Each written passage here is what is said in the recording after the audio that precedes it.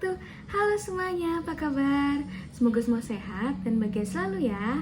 Perkenalkan, nama saya Azrananda Pratika. Kali ini saya akan menjelaskan materi tentang perpajakan. Jadi, tanpa menunggu waktu lama-lama, mari kita lihat videonya. Baik teman-teman, di sini saya akan menjelaskan tentang materi perpajakan. Pertama adalah PPh pasal 24.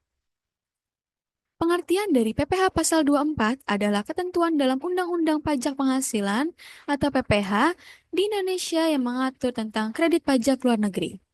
Artinya, PPh pasal 24 memberikan hak kepada wajib pajak dalam negeri untuk mengkreditkan pajak yang telah dibayar atau dipotong di luar negeri terhadap pajak penghasilan yang terutang di Indonesia atas penghasilan yang sama. Tujuannya yang pertama yaitu menghindari pajak berganda internasional atau double taxation atas penghasilan yang diterima wajib pajak dalam negeri dari luar negeri. Yang kedua adalah memberikan keadilan dalam perhitungan pajak bagi wajib pajak yang menerima penghasilan dari luar negeri.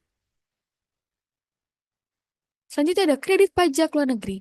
Wajib pajak dalam negeri yang memperoleh penghasilan dari luar negeri dapat mengkreditkan pajak yang dibayar di luar negeri terhadap pajak penghasilan yang terutang di Indonesia. Namun, kredit pajak ini memiliki batasan tertentu. Selanjutnya ada batasan kredit pajak. Jika pajak yang dibayar di luar negeri lebih besar dari batas tersebut, kelebihannya tidak dapat dikreditkan. Jika pajak yang dibayar di luar negeri lebih kecil dari batas tersebut, seluruh jumlah pajak luar negeri dapat dikreditkan. Batas maksimal kredit pajak luar negeri dihitung dengan rumus, yaitu batas kredit pajak sama dengan penghasilan neto luar negeri per penghasilan kena pajak dikali PPh terutang di Indonesia. Selanjutnya ada mekanisme kredit pajak. Yang pertama ada pajak luar negeri harus dibayar atau dipotong. Kredit pajak hanya berlaku untuk pajak yang benar-benar telah dibayar atau dipotong di luar negeri. Wajib pajak harus memiliki bukti pembayaran resmi. Yang kedua dilaporkan dalam SPT tahunan PPh. Kredit pajak luar negeri harus dilaporkan dalam surat pemberitahuan atau SPT tahunan pajak penghasilan. Yang ketiga ada dokumen pendukung. Dokumen yang diperlukan untuk kredit pajak antara lain bukti pembayaran pajak dari otoritas pajak negara tempat penghasilan diperoleh. Yang kedua ada dokumen pendukung yang menunjukkan penghasilan tersebut memang berasal dari luar negeri. Selanjutnya ada contoh perhitungan. Seorang wajib pajak dalam negeri memperoleh penghasilan dari luar negeri sebesar 1 miliar dan membayar pajak di luar negeri sebesar 200 juta rupiah. Penghasilan kena pajak wajib pajak di Indonesia adalah 3 miliar dengan PPh terutang di Indonesia sebesar 900 juta rupiah. Pajak yang dibayar di luar negeri, yaitu 200 juta, lebih kecil dari batas kredit pajak 300 juta, sehingga seluruh 200 juta dapat dikreditkan. Jadi rumusnya adalah batas kredit pajak yaitu sama dengan 1 miliar dibagi 3 miliar dikali 900 juta, maka akan didapatkan 300 juta. Jadi poinnya adalah kredit pajak luar negeri tidak berlaku untuk PPh final. Jika Indonesia memiliki tax treaty dengan negara tempat penghasilan diperoleh, aturan dalam tax treaty tersebut harus dipatuhi. Selanjutnya ada PPh pasal 25. Pengertian dari PPh pasal 25 adalah ketentuan dalam Undang-Undang Pajak Penghasilan atau PPh yang mengatur tentang angsuran pajak penghasilan yang dibayar oleh wajib pajak secara berkala selama tahun berjalan. Angsuran ini bertujuan untuk meringankan beban pembayaran pajak pada akhir tahun pajak dan membantu memastikan kepatuhan pajak. Selanjutnya ada tujuannya, yaitu membantu wajib pajak mengelola kewajiban pajaknya dengan mencicil pajak penghasilan secara teratur. Yang kedua ada menghindari pembayaran pajak dalam jumlah besar sekaligus pada akhir tahun. Dan yang ketiga ada menjamin penerimaan pajak negara secara berkelanjutan selama tahun berjalan. Selanjutnya ada subjek. Wajib pajak yang diwajibkan membayar PPh pasal 25 meliputi yang pertama ada wajib pajak badan atau perusahaan, dan yang kedua ada wajib pajak orang pribadi yang menjalankan usaha atau pekerjaan bebas. Wajib pajak yang tidak diwajibkan membayar angsuran PPh pasal 25 adalah mereka yang hanya memiliki penghasilan dari pekerjaan yang telah dikenakan pemotongan PPh pasal 21 oleh pemberi kerja. Selanjutnya ada cara menghitung. Besarnya angsuran PPh pasal 25 dihitung berdasarkan jumlah PPh yang terutang tahun sebelumnya, dengan rumus sebagai berikut. Keterangannya ada PPh terutang tahun sebelumnya, yaitu pajak penghasilan yang terutang pada SPT tahunan, PPh final, yaitu pajak yang telah dikenakan final, seperti PPh pasal 4 ayat 2, kredit pajak, yaitu pajak yang telah dibayar sebelumnya, seperti PPh pasal 22, pasal 23, atau pasal 24. Rumusnya itu angsuran PPh pasal 25 bulanan sama dengan PPh terutang tahun sebelumnya dikurang PPh final dan kredit pajak dibagi 12. Contoh perhitungannya. Misalnya, wajib pajak memiliki data berikut. PPh terutang tahun sebelumnya yaitu 120 juta, PPh pasal 22, pasal 23, pasal 24 yang dikreditkan yaitu 24 juta, PPh finalnya yaitu 12 juta. Wajib pajak harus membayar angsuran PPh pasal 25 sebesar 7 juta setiap bulan, yaitu angsuran PPh pasal 25 bulanan sama dengan 120 juta dikurang 24 juta dikurang 12 juta dibagi 12, maka akan didapatkan 84 juta dibagi 12, yaitu sama dengan 7 juta. Pembayaran dan pelaporan. Jatuh tempo pembayaran yaitu angsuran PPh pasal 25 harus dibayar paling lambat tanggal 15 setiap bulan. Setoran pajak yaitu pembayaran dilakukan melalui e-billing pajak di situs DJP online atau kanal pembayaran lainnya yang ditentukan oleh Direktorat Jenderal Pajak atau DJP. Pelaporan yaitu pembayaran PPh pasal 25 tidak memerlukan laporan terpisah, tetapi bukti pembayaran harus disimpan untuk perlaporan SPT tahunan. Selanjutnya ada penyesuaian angsuran. Wajib pajak dapat mengajukan permohonan penyesuaian besarnya angsuran PPh pasal 25 jika diperkirakan penghasilan yang diterima tahun berjalan lebih kecil dibandingkan tahun sebelumnya.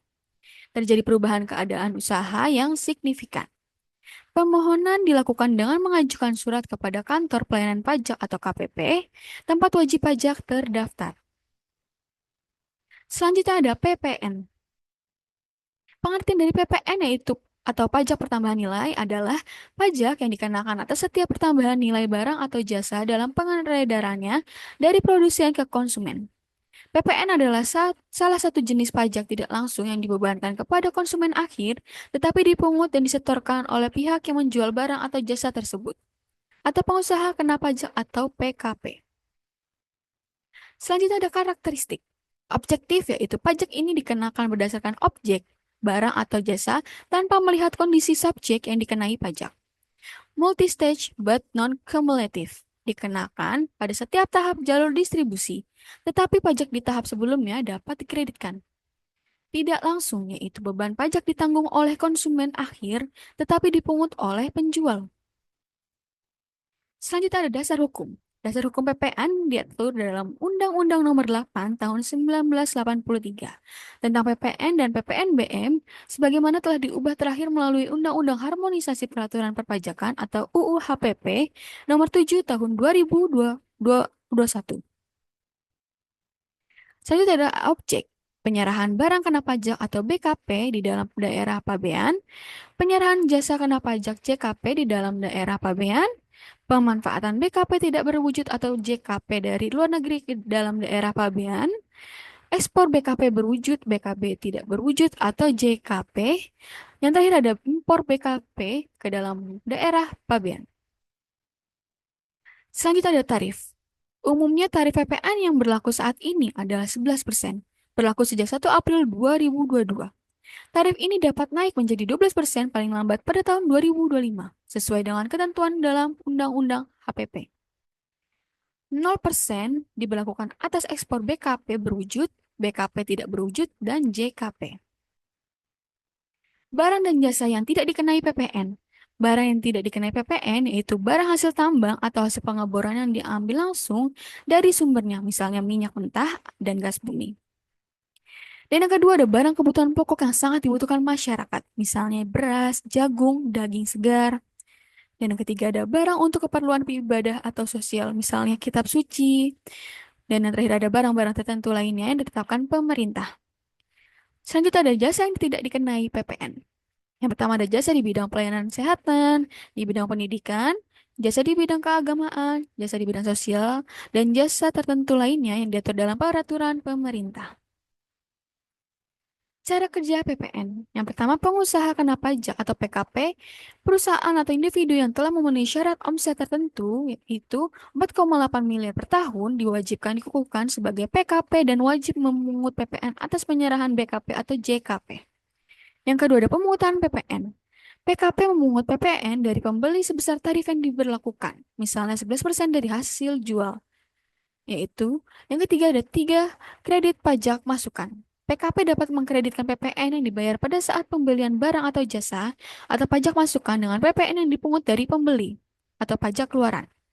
Dan yang keempat ada penyetoran dan pelaporan. Selisih antara pajak keluaran dan pajak masukan dilaporkan melalui SPT masa PPN setiap bulan. Yaitu jika pajak keluaran lebih besar pajak masukan, selisihnya disetorkan ke kas negara. Jika pajak keluaran lebih kecil dari pajak masukan, selisihnya dapat dikompensasikan ke masa pajak berikutnya atau direstitusi. Selanjutnya ada contoh perhitungan. Kasus penjualan barang, yaitu harga jual barang sebelum PPN yaitu 10 juta, tarif PPN-nya 11%. Maka PPN-nya sama dengan 11% dikali 10 juta sama dengan 1.100.000. Harga yang dibayar pembeli termasuk PPN yaitu 10 juta ditambah 1.100.000 yaitu sama dengan 11.100.000. Kasus kredit pajak, yaitu pajak keluaran atau PPN atas penjualan, yaitu sama dengan 5.500.000. Pajak masukan PPN atas pembelian, yaitu 4 juta. Jadi, selisih yang harus disetorkan, yaitu 5.500.000 dikurang 4 juta, sama dengan 1.500.000.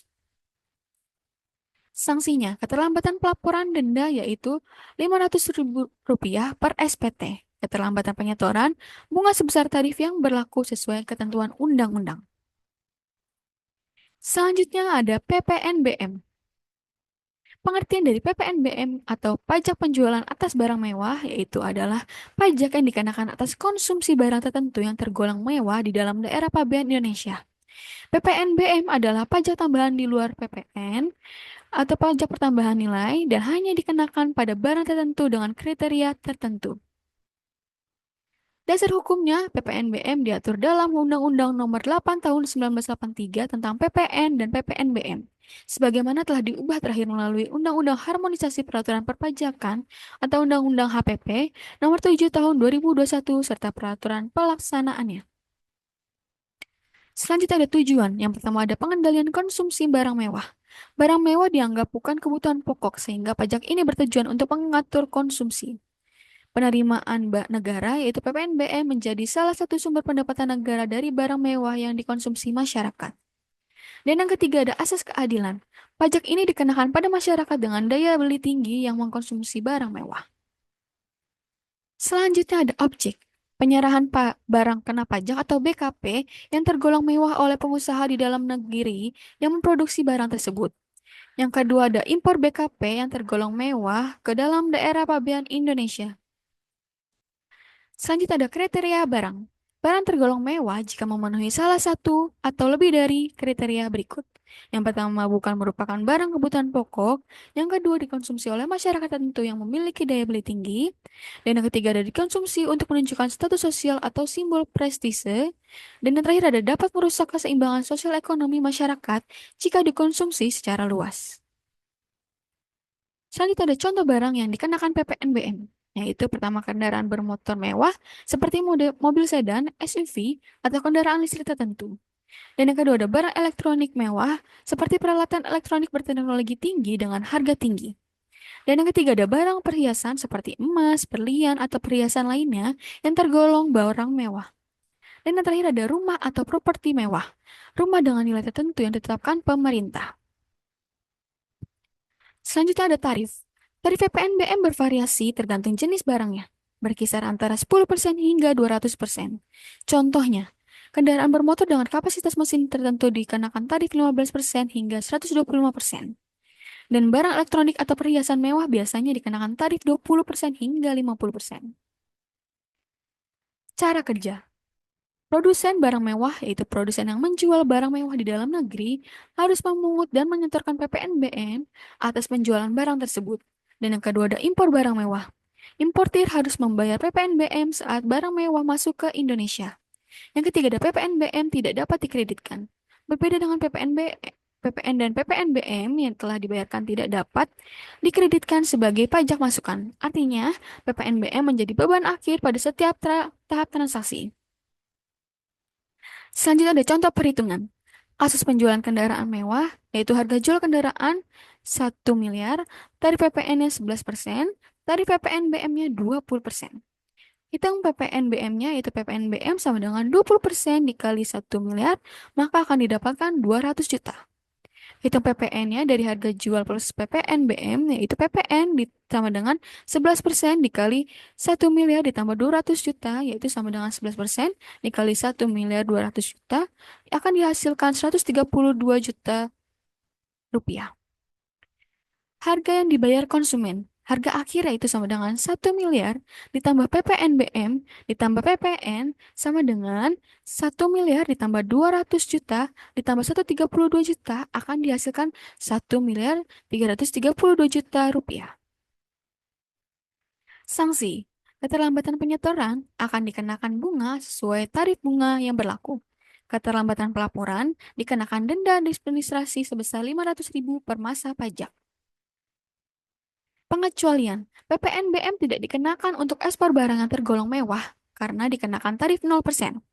Barang tertentu yang ditetapkan oleh pemerintah sebagai bukan objek PPNBM seperti barang yang digunakan untuk tujuan keagamaan, sosial, atau pemerintah. Terima kasih materi untuk perpajakan kali ini. Jadi, bagaimana teman-teman? Apakah teman-teman sudah mengerti tentang materi perpajakan tadi? Semoga materi ini membantu untuk teman-teman semua ya. Mohon maaf jika ada salah kata. Wassalamualaikum warahmatullahi wabarakatuh.